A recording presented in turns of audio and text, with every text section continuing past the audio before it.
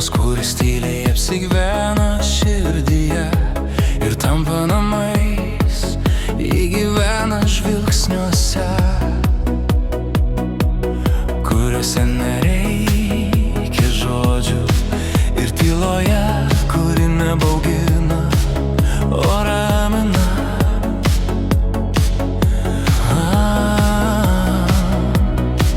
Meilė moko priimti, būti kantriems, saugoti vienas kitą, net tada, kai pasaulis atrodo per sunkus.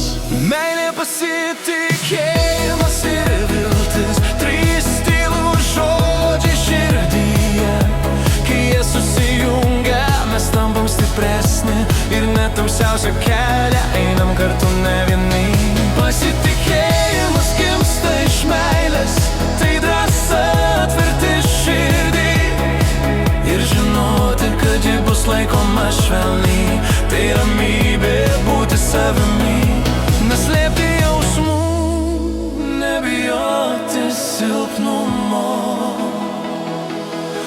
Pasitikėjimas kuria saugumą, kuriame auga artumas ir stiprėja ryšys ten, kur gali būti tikras, ten, kur gali likti savimi.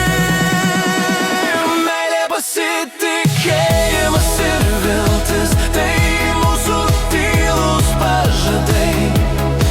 Kai pasaulis slegia per stipriai, mes laikom vienas kitą ir randam kelią atgal. Viltis tai šviesa, kuri lydi meilę ir pasitikėjimą ir leidžia tikėti rytojumi, tikėti mumis, net kai kelias tampa nelygus.